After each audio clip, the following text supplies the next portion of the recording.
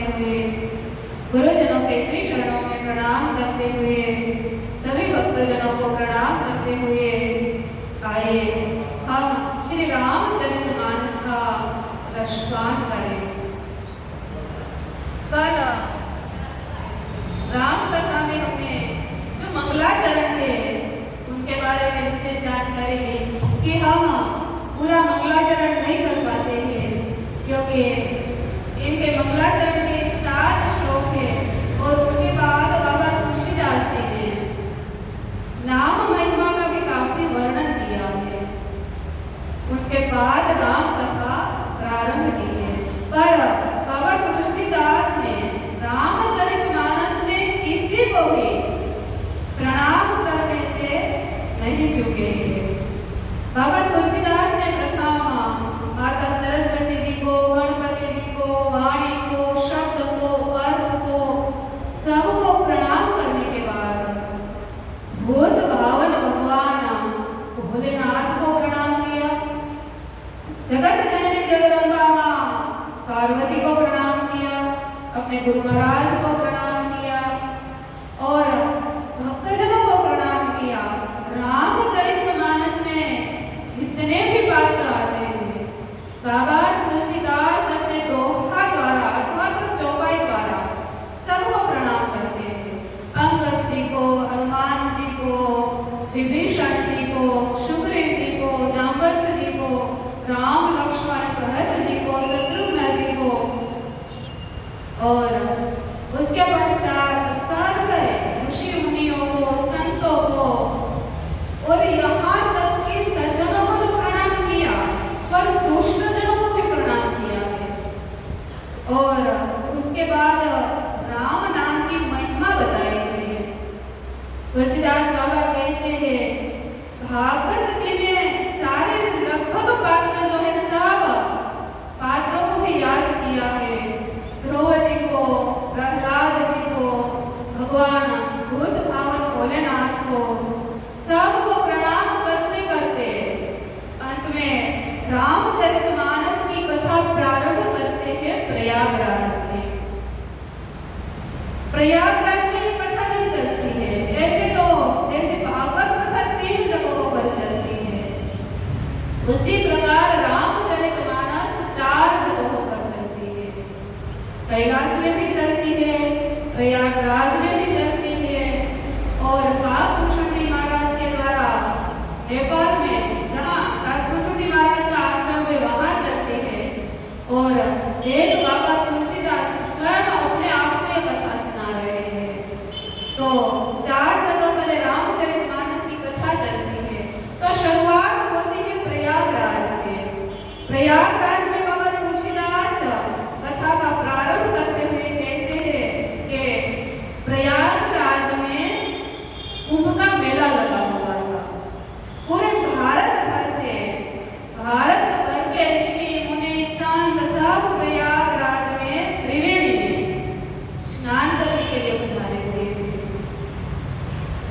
उसी समय सब संत जाकर जो भरद्वाज ऋषि का आश्रम था वही रुकते थे।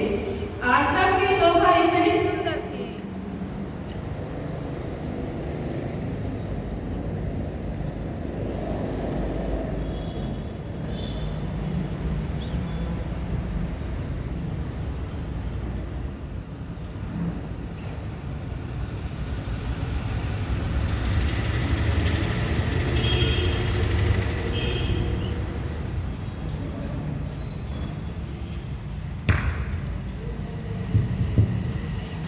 बोलिए श्रीपति रामचंद्र भगवान की। आश्रम की शोभा इतनी सुंदर थी कि सब संत ऋषिजन मुनिगण वहां आकर निवास करते थे। और बाबा तुलसीदास कहते हैं भरद्वाज मुनि बसहि प्रयागा, तिन्हि राम पद अति अनुरागा, तापस समद मदया निधाना, परमार्थ पथ परम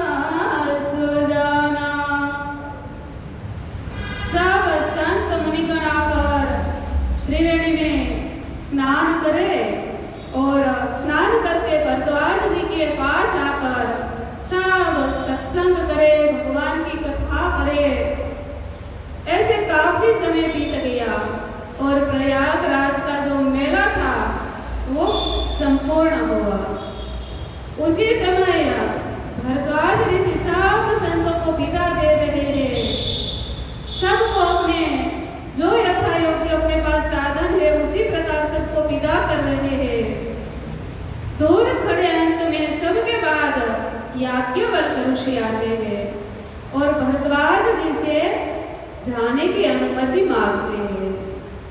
भरद्वाज जी याज्ञवल्क्य ऋषि के पैर पकड़ लेते और कहते हैं, बाप जी, सबको तो मैंने विदा कर दिया, पर मैं आपको नहीं जाने दूंगा। आप मुझ पर कृपा करके कुछ समय मेरे पास रुकिए।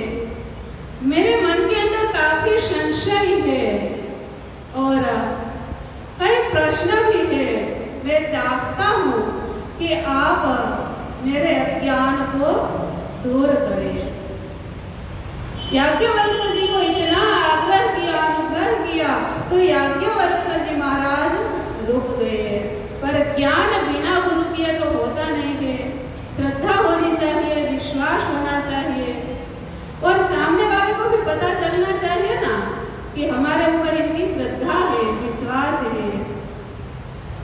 तो याज्ञवल्क्य ऋषि जी को एक बहुत सुंदर सिंहासन पर बिठाया, उनके पैर धोए, फूल, दीप, धूप आदि से अच्छे से उनका पूजन किया और पूजन करने के बाद भरद्वाज जी पूछते हैं, भगवान, मुझे आपसे प्रश्न पूछने में एक तो भय लग रहा है, दूसरा संकोच भी हो रहा है और तीसरा यदि न पूछूं तो पूरे जीवन में अज्ञानी बना रहूंगा। आप मेरी इस धृष्टता को क्षमा करके, कृपा करके मुझे उपदेश कीजिए। भरद्वाज जी महाराज याज्ञवल्क्य ऋषि जी को इसीलिए कहते हैं कि भगवान, मुझे आपसे भय लग रहा है। संत से प्रश्न पूछने में क्या भय? तो स्वाभाविक है, कई लोग प्रश्न संतों से पूछते हैं जानकारी के लिए कि क्या इसको ज्ञान है, जो मुझे ज्ञान है उसी का।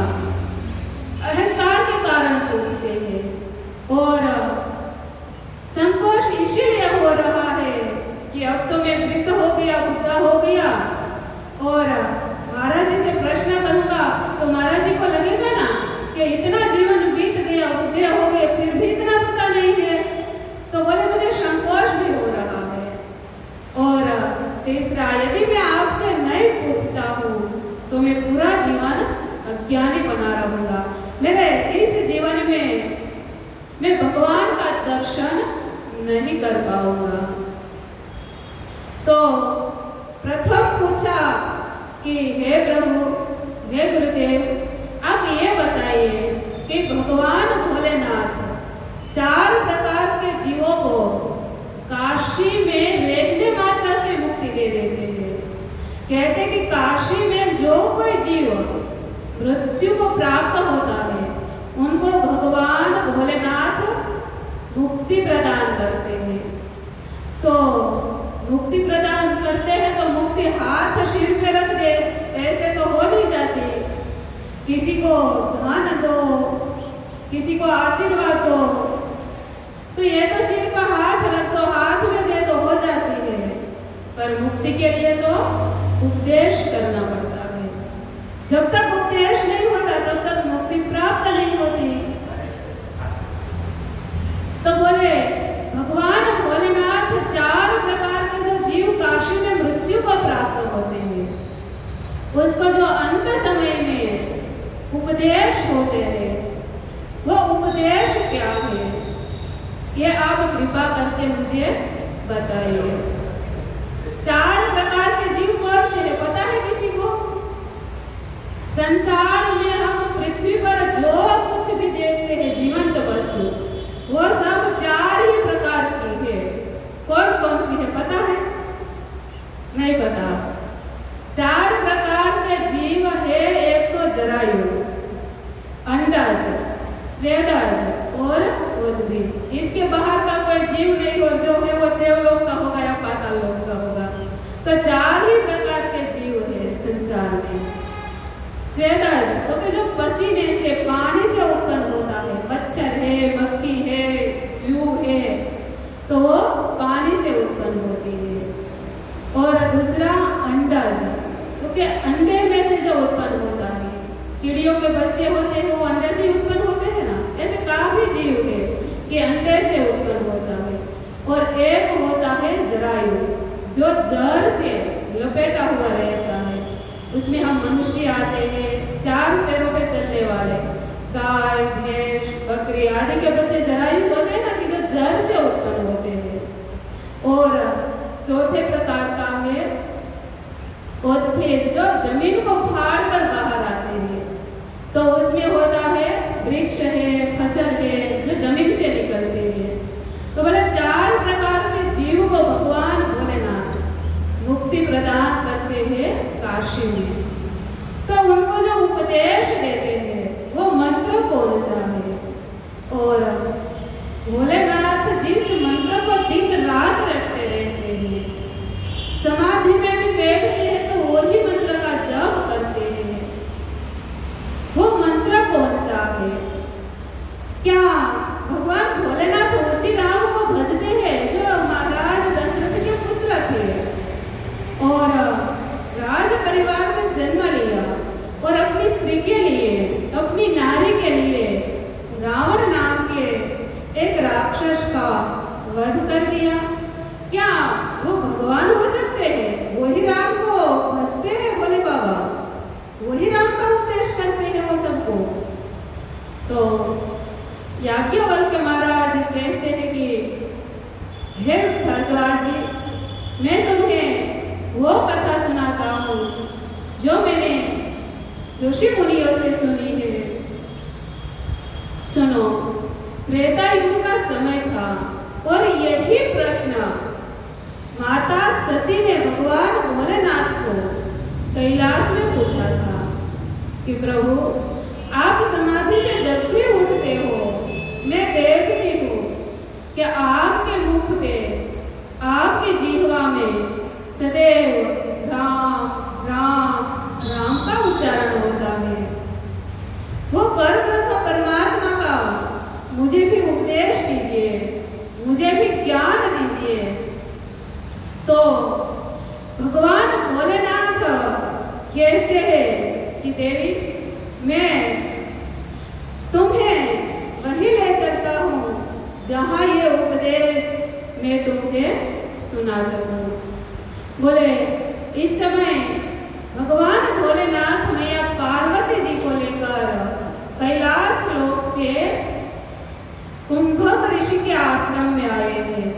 और बाबा तुलसीदास कहते हैं कि एक बार त्रेता जुग माही, शाम हो गए कुंभ ऋषि पाहे, संग सती जग जननी भवानी,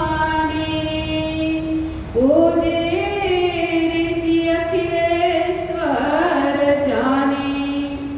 भोलेनाथ मैया सती को लेकर कुंभक ऋषि के आश्रम में पधारे। कुंभक ऋषि तो बड़े ज्ञानी थे, विद्वान थे। जैसे भोले बाबा और मैया सती को देखा, एकदम अपने आसन से खड़े हो गए। भगवान पधारे पधारे, मेरे आश्रम में पधारे। बहुत अच्छे से स्वागत किया, फूल लाए, माला पहनाए, दीपदान किया, धूप किया और आसन आदि देकर भगवान को विराजित किया। ये देखकर माता सती के मन में संशय हो गया कि यह तो हमारे और हमारे पति की पूजा करता है, ये हमको क्या उपदेश देंगे। और जो व्यक्ति सामने से उठकर हमारा स्वागत करने आए, वो क्या उपदेश देने लायक होते हैं? उसका उपदेश सही होता है? देखते ही माता के मन में संशय हुआ पर कुछ बोली नहीं। और भगवान भोलेनाथ ने भी कुंभक ऋषि से प्रश्न किया तो कुंभक ऋषि भगवान राम की कथा सुनाने लगे और कहते हैं, महाराज यह त्रेता युग चल रहा है और परब्रह्म परमात्मा इस समय अपने सभी कलाओं के साथ महाराज दशरथ के वहाँ पुत्र रूप से उत्पन्न हुए हैं और यही परब्रह्म परमात्मा है। भगवान भोलेनाथ तो श्री राम के प्यासे थे। उनको जैसे ये बात सुनी, जैसे तो बाल कान में बताते कि भोलेनाथ दर्शन करने जाते, पर कथा सुनते ही भगवान को श्री रामचंद्र जी की बहुत याद आ गई। और उस समय भगवान श्री रामचंद्र पिताजी के श्राप के कारण दंडक वन में विचरण कर रहे थे। उसी समय रावण माता का हरण करके ले गया था और भगवान भोलेनाथ और माता सती जैसे ही वापस कथा सुनकर आ रहे थे, तभी ये पूरी घटना घटती है। भगवान के मन में था कि मैं दर्शन करूं, मेरे प्रभु का दर्शन करूं। तो दर्शन करने के लिए लालायित हो रहे थे। जैसे ही मारीच को मारकर भगवान श्री राम हासिते पुकार रहे थे, वृक्षों से पूछ रहे थे, बेली से पूछ रहे थे, पक्षी से पूछ रहे थे कि मेरी सीता को देखा, मेरी सीता को देखा, और विलाप कर रहे थे। व्यवहार में देखते कि एक सामान्य पुरुष भी स्त्री के वियोग में इतना विलाप नहीं करता है जितना भगवान श्री राम ने माता सीता के लिए किया था। ये देखकर माता सती के मन में संशय हुआ और बाबा तुलसीदास भी माता सती का यहाँ वर्णन करते हैं।